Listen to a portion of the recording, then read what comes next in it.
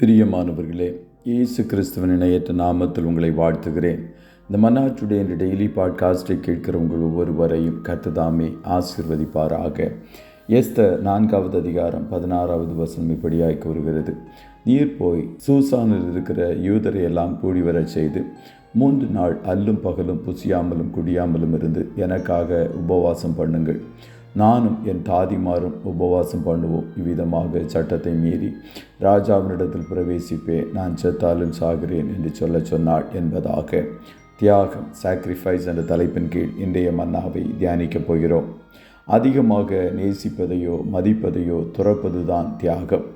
எல்லாரும் தங்களுடைய உயிரை அதிகமாக நேசிப்பார்கள். அப்படிப்பட்ட உயிரையும் எஸ்தர் துறந்து யூத ஜனங்கள் மரித்து போய்விடக்கூடாது என்று தன்னுடைய உயிரை தியாகம் செய்ய எஸ்தர் முன் வந்தாள். மோசே சொன்னான், தேவரீர் அவர்கள் பாவத்தை மன்னித்தருளுவீரானால் மன்னித்தருளும், இல்லாவிட்டால் நீர் எழுதின உம்முடைய புஸ்தகத்திலிருந்து என் பேரை கிறுக்கி போடும் என்று தியாகமாக சொன்னான். பவுல் சொல்லுவான், மாம்சத்தின்படி என் இனத்தாராகிய என் சகோதரருக்கு பதிலாக நானே கிறிஸ்துவை விட்டு சபிக்கப்பட்டவனாக வேண்டுமென்று விரும்புவேனே என்று கூறினான். பிரிஸ்கில்லாவும் ஆக்கில்லாவும் பவுலின் பிராணனுக்காக தங்கள் கழுத்தை கொடுத்தவர்கள் என்று ரோமர் 16:4 கூறுகிறது. ஒரு சிலர் ஏதாவது பிரச்சனை வரும்போது வேலையை விடுவார்கள். புதிய தலைவர்கள் வந்து நெருக்கடி கொடுப்பது நிமித்தம் எனக்கு இந்த வேலை வேண்டாம் என்று சொல்லுவார்கள். ஆனால் மத்தேயு, பேதுரு, யாக்கோபு, யோவான் போன்றவர்கள் நன்றாக மீன் பிடித்து கொண்டிருக்கும் போதும் வரி வசூலித்து கொண்டிருக்கும் போதும் தங்கள் வேலையை விட்டு இயேசுவின் பின்னாக போனார்கள்.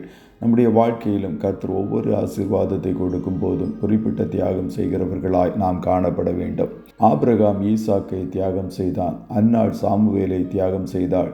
சகரியாவும் எலிசபெத்தும் யோவானை தியாகம் செய்தார்கள். விலையேற பெற்ற பரிமள தைலத்தை ஒரு ஸ்திரீ தியாகமாக இயேசுவின் மீது ஊற்றினாள். ஹட்சன் டெய்லரின் பெற்றோர்கள் இப்படியாக ஜெபித்தார்கள்: எங்களுக்கு ஆண்டவர் ஒரு மகனை கொடுத்தால் அவனை சீனாவுக்கு மிஷனரியாக அனுப்புவோம் என்று. இவை எல்லாவற்றுக்கும் மேலாக பிதாவாகிய தேவன் தன்னுடைய சொந்த குமாரன் என்று பாராமல் இயேசுவையை தியாகமாக தந்தருளினார். C.T. ஸ்டட் என்ற ஊழியக்காரர் சொன்னார், கிறிஸ்து எனக்காக மரித்திருப்பாரானால் அவருக்காக நான் செய்யும் எந்த ஒரு தியாகமும் பெரிதல்ல என்பதாக. இப்படிப்பட்ட தியாகமுள்ள எண்ணமும் சிந்தையும் நமக்குள்ளாகவும் காணப்படட்டும். முடிவில் யூத ஜனங்கள் காப்பாற்றப்பட்டார்கள். அதுபோல நம்முடைய தியாகமுள்ள ஜெபம், தியாகமுள்ள கிறிஸ்துவ பணி மற்றவர்களை பாதுகாக்கட்டும். கர்த்தர் தாமே உங்கள் ஒவ்வொருவரையும் ஆசீர்வதிப்பாராக. ஜெபம் செய்வோமா? நல்ல தகப்பனே, உம்மை நன்றியோடு துதிக்கிறோம். இந்த மன்னா டுடே என்ற டெய்லி பாட்காஸ்டை கேட்கிற முடிய பிள்ளைகள் ஒவ்வொருவரையும் கர்த்தர் ஆசீர்வதிப்பீராக.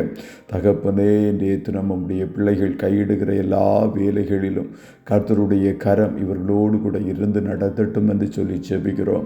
பிரியமானவனே, உன் ஆத்துமா வாழ்கிறது போல எல்லாவற்றிலும் வாழ்ந்து சுகமாயிருக்கும்படி வேண்டுகிறேன் என்ற வார்த்தையின்படி இவர்கள் எல்லா விதங்களிலும் சுகமாய் வாழ்ந்திருக்கட்டும் என்று சொல்லி ஜெபிக்கிறோம். தகப்பனே, நாங்களும் தியாகமுள்ள மனதோடு இந்த பூமியில் வாழ கர்த்தர் ஒவ்வொருவருக்கும் கிருபை தாரும். நம்முடைய பிள்ளைகள் ஒவ்வொருவரையும் நன்மையானவைகளை பேசுகிற இயேசுவின் இரத்தத்திற்குள்ளாய் கொடுத்து வாழ்த்தி ஜெபிக்கிறோம் நல்ல பிதாவே. ஆமேன்.